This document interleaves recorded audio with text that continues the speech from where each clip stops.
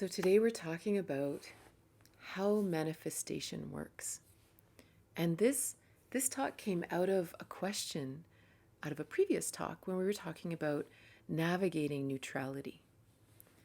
And the question was posed that how do we manifest in the world if we're unattached to the outcome? Because we've sort of been taught that the law of attraction, the laws of manifestation is all about you focus on what you want and then it happens. So, how does that work? How do we possibly manifest when we have no attachment to the outcomes? And when I think about, why I really want to talk about this today is that oftentimes when we're in a space of our life that we're not manifesting, maybe we're struggling financially, maybe we're struggling career-wise or relationship-wise or all these kind of things, we tend to really get down on ourselves. We tend to really think that, oh, it's me, I'm doing it wrong, or I'm messed up, or I'm a loser, or, many other even meaner things. And then we learn about the law of attraction and we find out that, oh, well, it's our consciousness that has attracted this into our lives. And now we have this double guilt syndrome saying, not only are you a big loser, you're making your whole life a big loser. Like it's like this awful, awful thing that's not true. That's what we're going to talk about today. that we don't want to. It's not like that. We've misstepped. There's the law. Is the law of attraction real? Sure. Are all of these things true? Yes. But half-truths are very dangerous, right? There's a spirit in there that's right, but it's misapplied. It's incorrectly understood, which makes us then feel guilty. And that's how you can always tell if something's true or not. Does it build you up? Or does it make you feel even worse about yourself? This is the real question we always have to ask ourselves. So if what you understand about the power of manifestation or the law of attraction, if what you understand about that makes you feel worse about yourself, there's something amuck in what you understand. And it's not your fault because it's gotten twisted. So I want to start by talking about the movie, The Secret. Now, there were a million things right about The Secret. Now, understand, this is 100% the world according to Katrina. This is me watching The Secret with my own personal truth meter, listening and going, something's going, aha, brilliant. I like the way you said that. I like the way you shared that. Other things going, that's not right. And the hilarious thing about the spiritual world is we gaslight ourselves saying, oh, you don't think it's right? Why are you fighting it so much? You must have a block there. This must be your issue. As opposed to just simply saying, no, they're wrong. They've actually gone offside. They've actually, it kind of reminds me of the Matrix movies. The first Matrix was a work of genius, in my opinion. It was absolutely genius on every level there is, whether it's consciousness, multidimensionality, the current world, everything. Was genius. And then the second and third movies, which I had great expectations for, you could tell they were just money makers. Something got twisted, something got taken offside, and it just changed. Same thing happened, in my opinion, in the movie The Secret. There were some really deep truths within it, but something got twisted and it all was about money. And this is where the manifestation question gets wrong, because The Secret taught, the movie taught that you can manifest money, that money is the goal. And if you focus on it, money will appear. And we're going to talk a lot about that over the course of this talk. But this is the foundational thing that went wrong with The Secret, which is what makes the whole thing kind of dangerous, and especially for our mental health and our emotional health. So I had two things with The Secret. I'm gonna pick on The Secret because I think it's it was really what launched this whole law of attraction thing into the mainstream.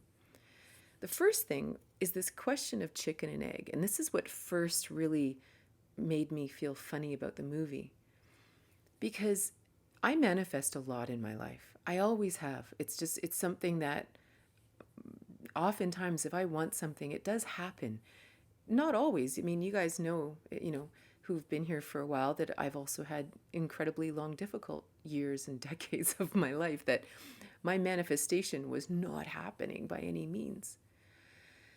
But in the times of my life where amazing things happened, like when I bought my train station and renovated it into a wellness center, things like that, I didn't sit and think, I need a train station or I need this. It was like the idea came first. The idea came that said, you need a place to teach adults about wellness and spirituality. And then the train station was there to be purchased. Which came first?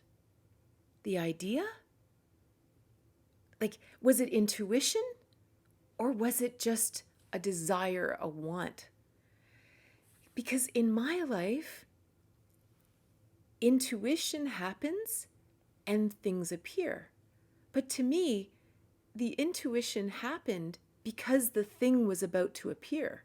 Like it was like I had an insight into something. It wasn't my idea. It's like, this is a chicken and egg problem. Did I have the idea because it was coming? Or was it coming and then I had the idea? Like, how did that work? Because in my world, it wasn't my ego wanting something and I manifested it. Every single time something amazing manifests in my life, it doesn't happen because my ego wanted it. It happened because it just came to me as an idea. And then miraculously, the opportunity appeared. So this was the first fly in the ointment for me with The Secret, because to them, they said, you can go into your ego, pick something you want, put $1 million bill on the ceiling above your bed, and it will manifest. And I'm like, that's not how I've ever experienced it. So that was my first kind of, I don't think so. I'm not picking up what you're putting down here. So I want to talk about this idea of intuition and manifestation. And then we'll get back to The Secret, but we're going to talk about this first. If you imagine the perfect masculine-feminine balance within the human being, imagine intuition is the feminine. It's the receiving of information, right? The feminine is always receiving, and the masculine is always putting out into the world, creating, building, doing. That's that, right? You can also look at it in terms of our aligned chakras, right? Here, we're connected to the cosmos. An idea comes through, we share it, we look into what we were given as an ego, like as a gifting, down, and then we share it out into the earth through our first chakra. This is the ultimate manifestation pathway. I have an idea, or an idea comes to me because it's coming from our seventh chakra, right? This is where it's coming from. So it comes down and it manifests. And this is this beautiful pathway of a human manifesting on the earth. In that space of manifestation, this is pure bliss. When we bring the intuition and the manifestation together, and the masculine and feminine, divine and physical, however you want to merge our incredible polarity, as a human, this is a bliss state. But we're manifesting intuition. We're not manifesting some idea that someone told us. That someone said, that you can just work 4 hours a week and money's just going to fly into your bank account, but you have to have the right mindset. If it doesn't work for you, then, what I'm saying? Like, that's all very twisted. So if we come back to this intuition manifestation place, it's so incredibly different because, we've done a lot of the talks about the levels of consciousness. Are we driven by fear? Are we driven by pride? Are we driven by desire? Are we driven by, shame or guilt? If our want is because of fear or a belief in the lack of the universe or pride, because I want to look successful, I want to look good to my neighbors, I want to have the big house because whatever, is that really going to work? The law of manifestation, the law of attraction is a spiritual concept. It's not going to feed our fears. It's not going to feed our pride. It's not going to feed our need to look good to the neighbors or impress our parents. That's not a spiritual path. That's a fear-based path. And so the number one thing that's driving it is fear. And this is where it's so different to ask, am I wanting to manifest what I want out of my fears and worries and pride and desire and all that kind of thing? Or am I manifesting what's coming through my soul? And these are two very, very different things. The other interesting thing about that is when you imagine your soul, right? We really think about your soul and your intuition. This connection only deals with what's real in the world. Real. Money isn't real, and we're going to talk about that in a minute. But it's a construct within this economic setup. It's not real. The soul is interested in real things. And I know we can argue about that a lot, and we can look at my talk that's called Money is Weird. But the key is that if you imagine someone on their deathbed and someone said, what's the greatest thing you ever manifested? I can't fathom that anyone would say money. And that's how we know that it's not real. It's not a soul's interest. We didn't come to this planet to build up weird little pieces of paper that we can stuff in our closet. This is not a soul desire. Does the soul want to manifest itself? Does the soul want to express itself out into the world? Does the soul want to manifest its visions and dreams and joys and pleasures? 100%. That is what manifestation's about. It's not about money. So this was the second piece where the secret went sideways, because they focused heavily on money manifestation. And I don't know why they did it. I just don't get it. There was so many great things in that movie, but somehow it got co-opted into some weird obsession about money. So in a movie that was meant to talk about the laws of attraction in an abundant world, all spiritual practices always know that we live in a land of abundance. There is so much abundance around us. So here's the twisty thing about the money thing. Even money, it's the number one thing when people say, I'm just not a good manifester, 9 times out of 10, they're talking about money. I can't manifest money. It's an obsession. Like they've completely taken this whole concept of manifestation and made it about money. Like I don't think these two words should be in the same sentence. Manifestation is about bringing the divine into the world through our soul, through our very unique blueprint. You make money. You don't manifest money. This is not a thing, right? So for example, and this is the weird thing about this co-opting of the money piece. And I'm talking about this because we have to get this out of our mind if we want to really embrace true manifestation. So the focus on the money in The Secret was all about, if you want to make $1 million, if you want to make your first 100,000 or whatever it was. It's been a long time since I watched it. But this assumes that there isn't abundant money in the world. Well, there's more than enough money in the world. They say that if they split all the current wealth in the world amongst the 7.5 billion people on the planet, that every single person would get $8 million. There's more than enough money in the world. It's being hoarded, and which is a whole other story, it's being kept. But there is more than enough money, which is why it's really weird to me that this manifestation and law of attraction has somehow gotten focused on money and the accumulation of money, assuming scarcity when there's more than enough money. It's very strange to me. That's where it all gets twisty, right? That's where everything goes amok and keeps us spinning in circles that we can't get out of. It's interesting, right? So, when I say that money is a concept, we say, well, money matters if I need to pay the rent, or I need to buy groceries. And that is exactly when money matters, right? When money is used to pay rent, it is a vehicle to provide shelter. And when money pays for food, it is a currency that allows me to give money to someone who gave me apples. That's where money is a real thing, as a currency of exchange. And that's it. That's why you can't manifest it. It's a currency of exchange. It's not a thing.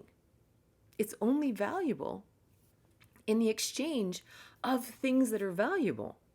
If you say to yourself, I want my cupboards to be filled. I want to have enough food to feed my children. Now that's something worth manifesting. Doesn't matter how it happens, right? But I want to have enough money to feed the kids. Let's say I said it right. We're so trained to talk about money. But I want to have enough food to feed my kids. Does it matter how it happens? No, this is the non-attachment thing, right? What do I want? I want to be able to feed my kids.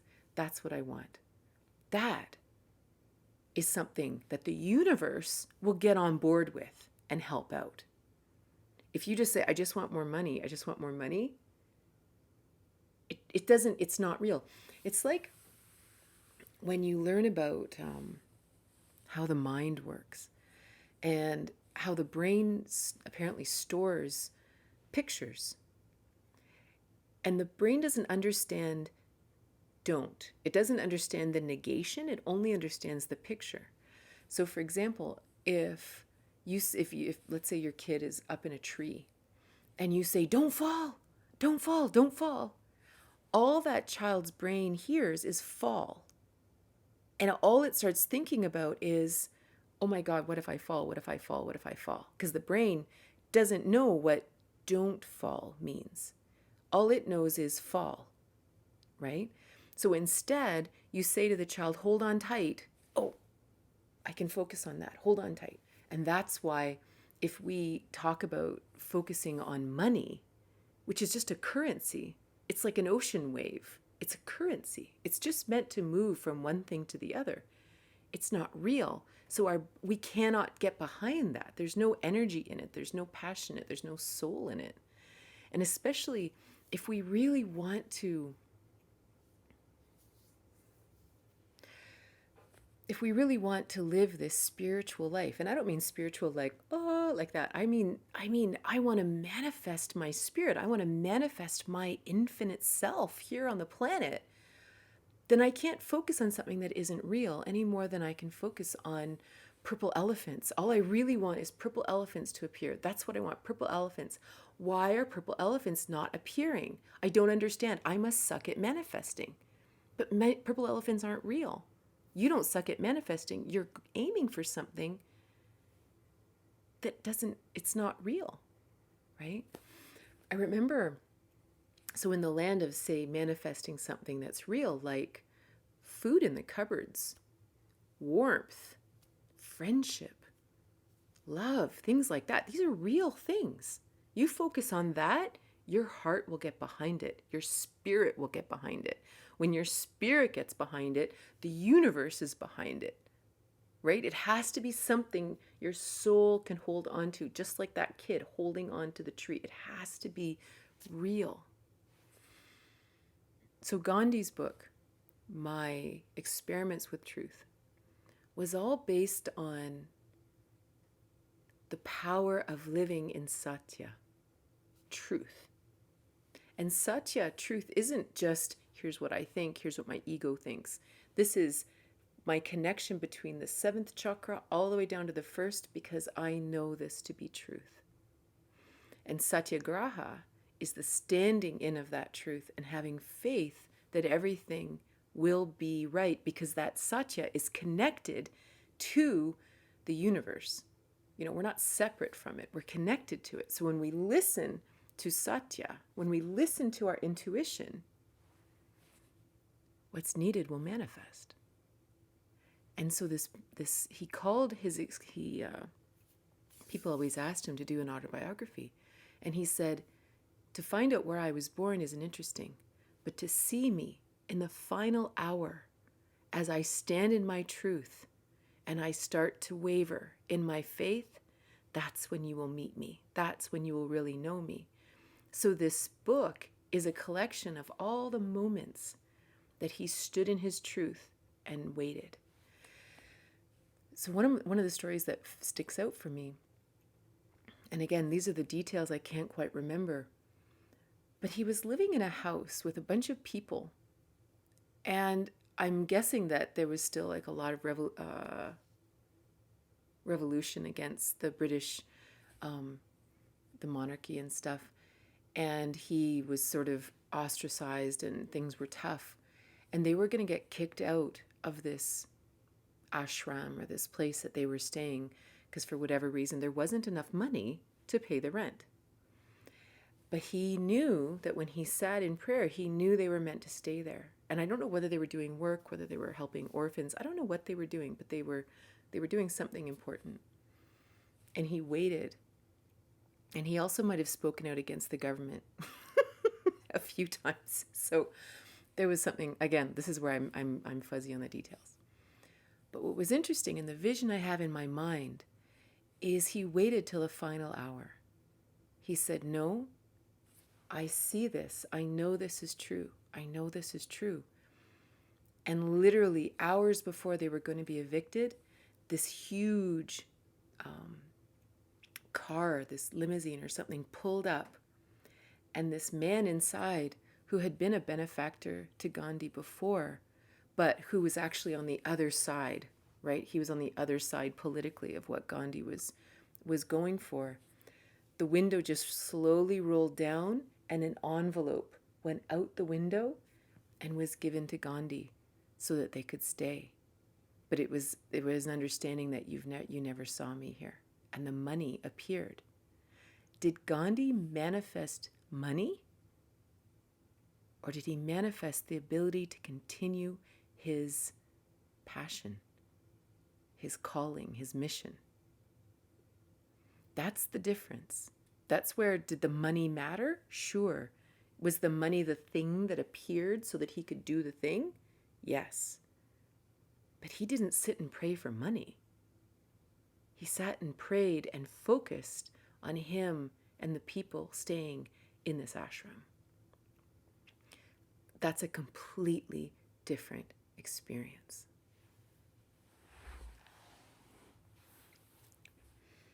The other thing I want to mention is, and I'm really picking on the money today. Another really weird programming in our mind is this idea of not working. And I believe this also comes out of this strange elite illusion, kind of that fat cat syndrome of my goal in life is to never work and have all the money I ever wanted. It's like this weird thing that we all want to be like the king. We all want to be like that wealthy family who seems to just have passive income and they can go to Paris, but they never work, and they have people and servants and stuff, but they don't work. So there's been this weird thing that's come over our mind saying that this is the goal. The goal is to never work. That means you are manifesting. You must be spiritually manifesting because you no longer have to work because it's just appearing, you know. This is also a problem because there is joy in doing. We came to this earth to do, to live, to be, to create, to build. There's joy in building. This weird elitist illusion fat cat goal gets in the way of us manifesting because it gets in the way of us wanting to work. We want to work. One of my favorite lines, there's a great movie called Return to Me with Minnie Driver and Carol O'Connor, another one of my all-time favorite movies that I've watched so many times that I know it off by heart. And Carol O'Connor plays her Minnie Driver's grandfather, and he's sweeping the patio of their restaurant one night, and she says, "Do you want any help?" And he looks at her and he goes, "No, darling, I am blessed with work." And that line has just rang through my heart for so long because we've forgotten the joy of being part of society in a very physical, real way. And if our goal somehow is to not work, then we're not going to manifest either. Because the process of intuition then comes into our hands in the first chakra and manifests. Like it has to do. We have to do our intuition. Right? That's the joy. It's so much fun. It's so much fun to do the things we feel in our soul. I want to share with you a video, which some of you might have seen, which is very different. I don't normally do this with you guys. And I want to talk about this joy because so years ago, I used to teach dance, right? I had a dance studio and things. And locally in this community, they had a yearly fundraiser, a Dancing with the Stars fundraiser, where people who could dance, local pros like me, we would be given a local celebrity, which just means someone popular or a politician or somebody, and we would teach them how to dance. And then we would have 8 months to teach them, choreograph something, and then we'd have to perform at a gala. One, I love dancing. I don't actually like performing, but I love dancing. Two, I love choreographing. I love that. It's almost like I hear the music, and then what happens inside of me is I see dance moves. Like I actually see dance moves happening. And then I piece them all together like the coolest jigsaw puzzle set to music. And then I teach my partner, and we kind of figure it out, and we play together, and we do it all out. So I'm just going to show you a really short clip of this. And the funny thing is, my partner, he was a bagpiper, he's Scottish, and he really wanted to do a dance in his kilt. So I created a choreography to the song Home for a Rest. I'm not going to show you the whole thing. I just want to show you a little piece of it.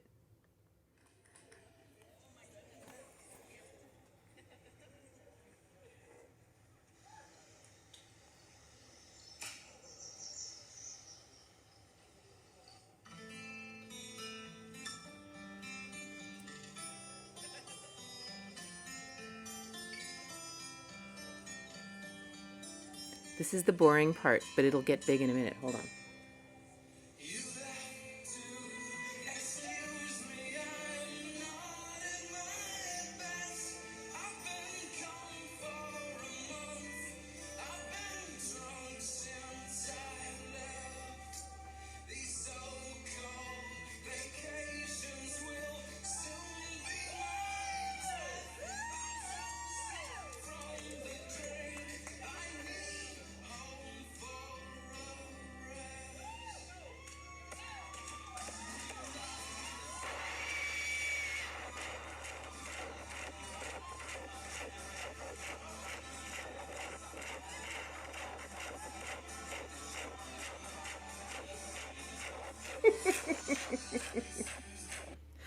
I only show you this, and you can find it on YouTube if you Google like Katrina Boss and Matt or something like that, Katrina Boss and dancing.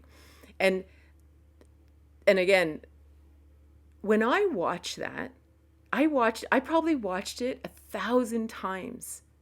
That happened back in 2012, maybe 2013, something like that. I Whenever I was feeling down, whenever I was feeling lost, whenever I was feeling like, oh, I suck and I can't figure anything out and why isn't anything working and whatever, I would go on YouTube and watch that video, because that was a manifestation of something that came from inside of me. Did I make it up? No, it came through me. As I listened to the music, the steps came to me.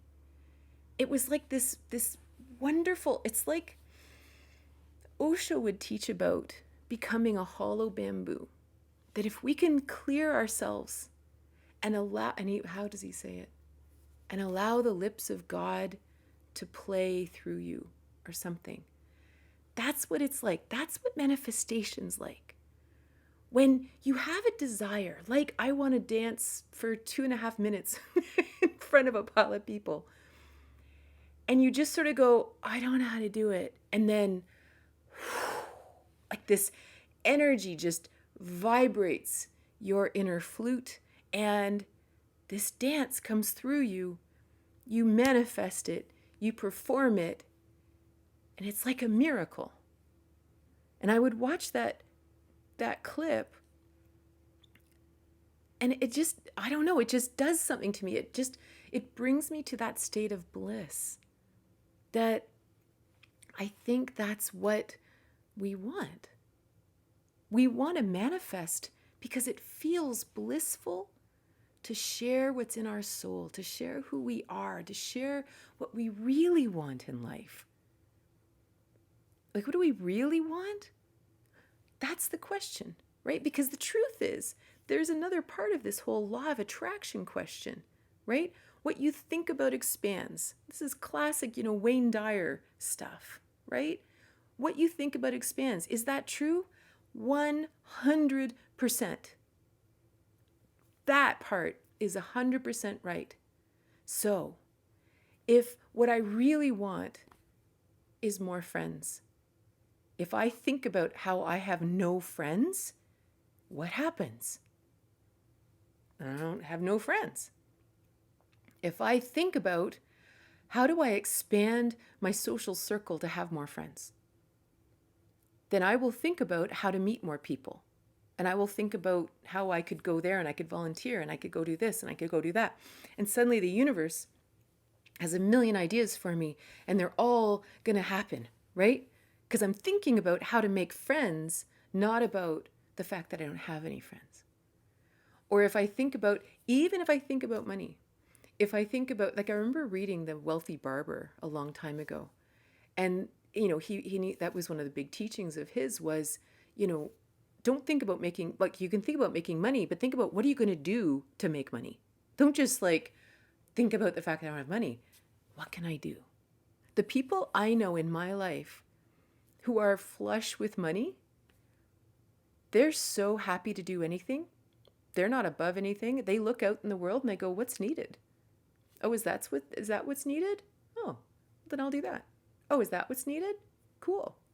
And they just do it. So this is where this neutrality, how do we manifest in neutrality? How do we manifest in a lack of attachment to outcomes? Well, one, we already know that we live in abundance. We know that it's out there. We just have to ask the right question, right? And the goal of manifestation is just the goal of each one of us. Like if we look at every single person here right now, we are all these unique, interesting souls. The spiritual path, the law of attraction, all these things, the very fact that we're all together today, this is the law of attraction. You know why?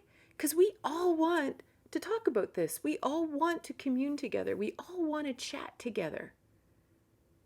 That's all. It's our souls calling us together. This is a whole different thing.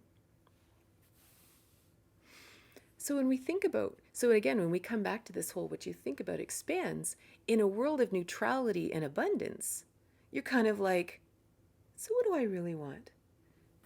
You know what I'd like to be happy. That's what I want. I want happiness. But again, if we think about how sad we are and how my life sucks, there's no energy there. It's the same thing as the whole don't fall out of the tree. It just gets worse and worse and worse.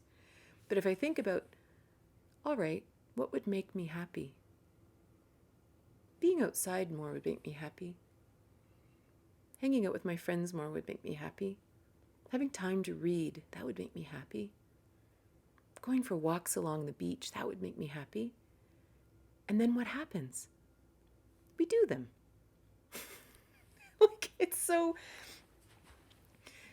It's like, and even if I say to myself, I just really want to express my soul. That's what I really, really want. I want to feel like I matter. We start asking that question, the universe does conspire, and all of a sudden, amazing opportunities appear. So then the last question I just want to mention is, because the question becomes like, is the goal of manifestation even part of a spiritual journey? Is this even something that we should consider? Is a spiritual journey just simply, about just listening and, this kind of thing? But a spiritual journey is about manifesting spirit. It's about taking ideas and putting them in the world. It's about listening within and creating. It's like the first time, well, the only time I ever saw Michelangelo's David. I was in Florence. Back to the whole soup origin story. And I went to see Michelangelo's David. And I will never forget it. Walking down the aisle and there were other statues along the side, and you keep walking down this corridor, which is very beautiful. And then at the end, there's this atrium that just goes up into the heavens, it feels like. And there is the David standing on this podium. And you just start crying. Like every cell of your body just cries. Because Michelangelo manifested a divine vision. Like you can feel it. You can feel it in your body that what you're looking at is not the manifestation of an ego, of a want, of a fear, of anything. This somehow is God incarnate. Like this, he brought it down. He brought down this into the first chakra, into the third dimension, and we got to look at it. That is the spiritual journey. And I mean, that's Michelangelo's David. But that's every single one of us. Every day. What do I feel called to today? It could be something as simple as, I really feel like making soup. That's what I was going to say. For anyone who's new, previously on our discussion, soup became a euphemism for sex. So hence my inner giggle. Now we can't even say the word soup anymore.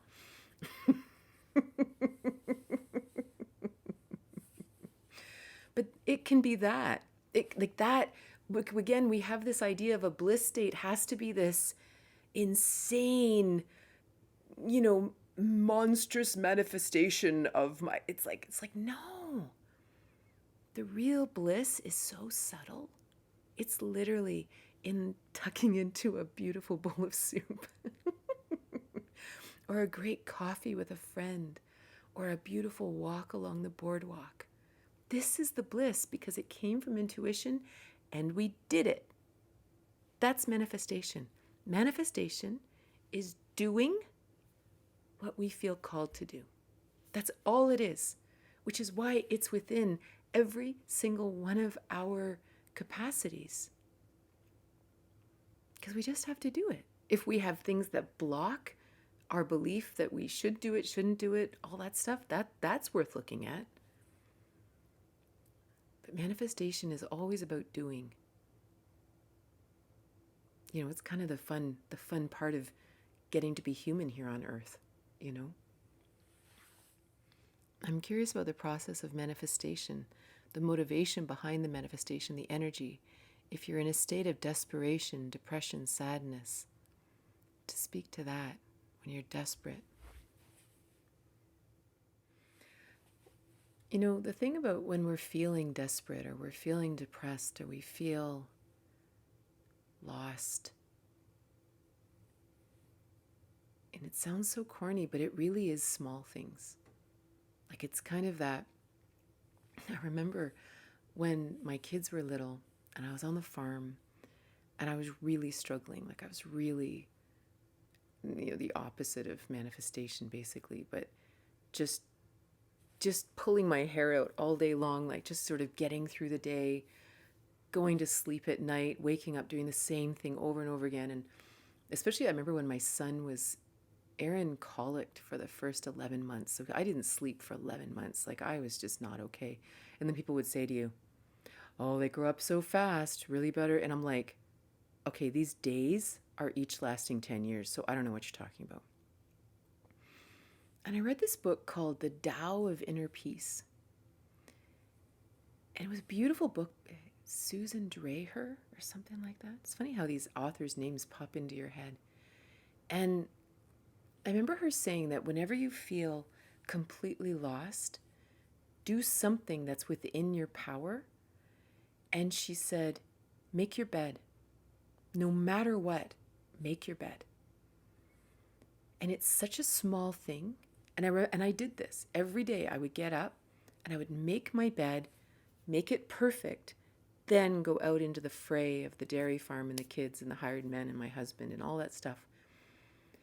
But there was something magical that happened inside of me every time I would have to walk into my bedroom for some reason and I would see that made bed. It's like it created an island of sanity inside of me when the rest of my life was out of control. And I think there's little things we can do, like tiny things we can do when we're just at the end of ourselves, that every time we kind of brush up against it, it brings us back to our center. And then we just slowly grow from there. Like then magic happens. It's almost like as soon as we say to the universe, no, I'm going to find my center. I am not a victim to this. I will find my center. The ideas come. Sometimes my question is, how come sometimes you see those money manifestation stuff and people do manifest money? So is the universe helping them with something not real? See, here's the thing. I don't believe a lot of it. That's the truth. Like, I think they're not telling us the whole story. Like I remember even, when I started writing books, everybody, when you write a book, as much as you want to say, because you're a spiritual person or whatever, that, oh, I don't care about the money and I don't care about that. I just want to write this book. And if it helps one person, but deep down, you're like, I really want to sell 1 million copies. Like deep down, that's what I really, really want. Right. And I was really kind of getting down about it one day. And I was thinking, what am I doing wrong? What am I, I should be, I should have shared this better. It was my fault. Like, it's my fault my books aren't going, whatever. And then I found out that Elizabeth Gilbert, who wrote Eat, Pray, Love, that was her 3rd novel. That wasn't her first novel. She'd already published 2 other novels with publishing houses. It was her 3rd book that went crazy. So I'm really cautious about all of these stories of people that, I just visioned it and suddenly a check appeared in my, I'm not saying it never happens. When people need something, things happen. but I'm always a little suspect of it. Like I don't really get it. So I'm just really, I don't even get it. Like, to be honest, like in the land of things that, I don't know, things I don't want to say out loud. But every time I've told you guys before that I don't know what it is. I wake up in the morning and I barely recognize my own brain. It's like, I don't know whether this is the age of Aquarius ascension. I don't know what it is, but my consciousness keeps shifting to the point that I don't even recognize my own thoughts. And one of the strange thoughts that's new for me, that I've just never had before, I've never really been motivated by money. That's not really a thing. I mean, obviously you need to pay bills and stuff like that, but I've never really been drawn to like great wealth or anything like that. But today in my brain, like, so for example, my websites are on Kajabi, which is a platform for online courses.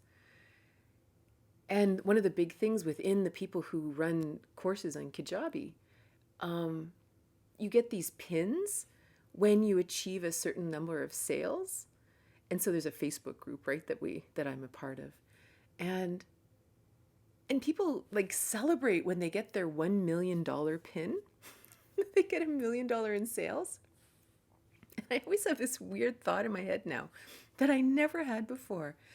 When they get those pins, I honestly think to myself, what are you going to do with $1 million? Like,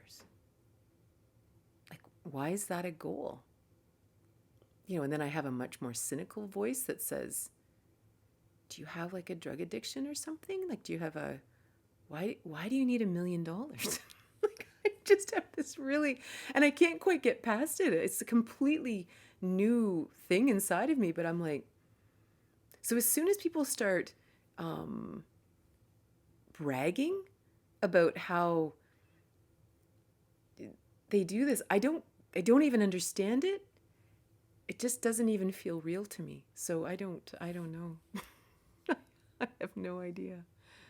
Okay, I'm going to back. How do you keep manifesting when those negative monkey thoughts constantly permeate your mind?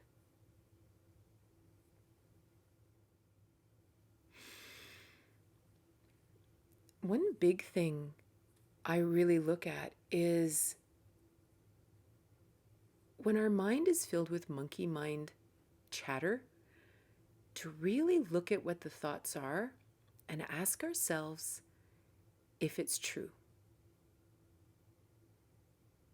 Because that will often stop the monkey mind.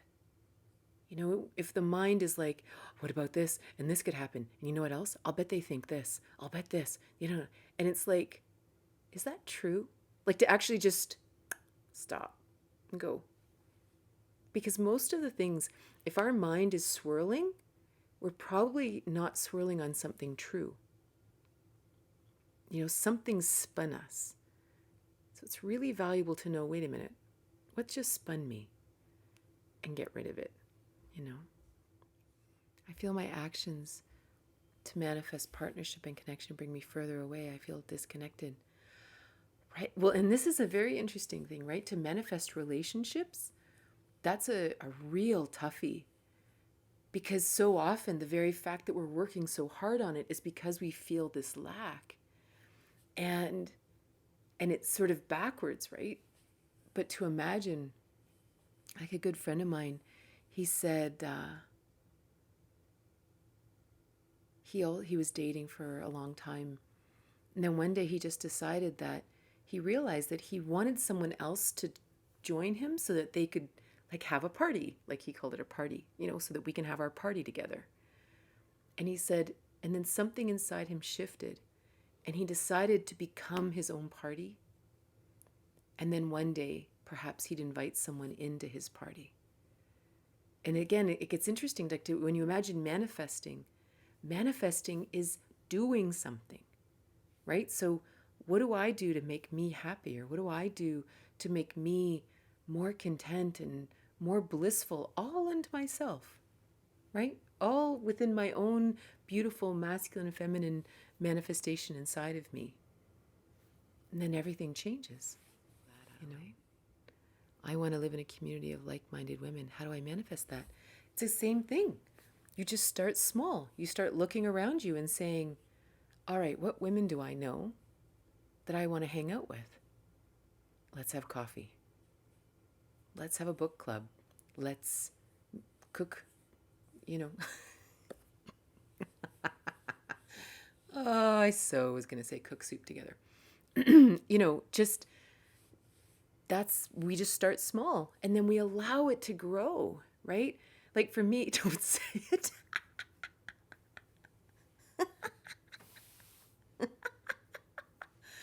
Oh, it's so funny. I'm listening to my what if you could skip the cancer and cracking up because you use a soup metaphor.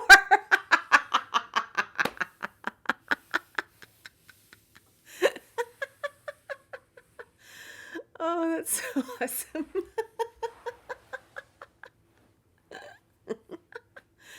Oh, that's hilarious. What have I fallen into here? You have no idea how many people think that when they happen to just drop into the live at just the particular point. Like, I always think of, I don't know what we were talking about a few weeks ago. It might have been even a couple of months ago. And somehow we got talking about something really sexy. And somebody, like, and it wasn't even about that. I don't know how we always end up talking about that. But we got donuts and soup. And we got talking about stuff. And whoever it was that came on says, did I just drop into a phone sex chat or something like that? Oh, they're manifesting soup, right? They're like, you know, how did I end up here? Oh, that's so awesome. Donuts and soup. I will see you soon. Maybe I'll see you tomorrow or next week sometime. I hope you have a lovely day, lovely evening, lovely sleep. We'll see you guys later.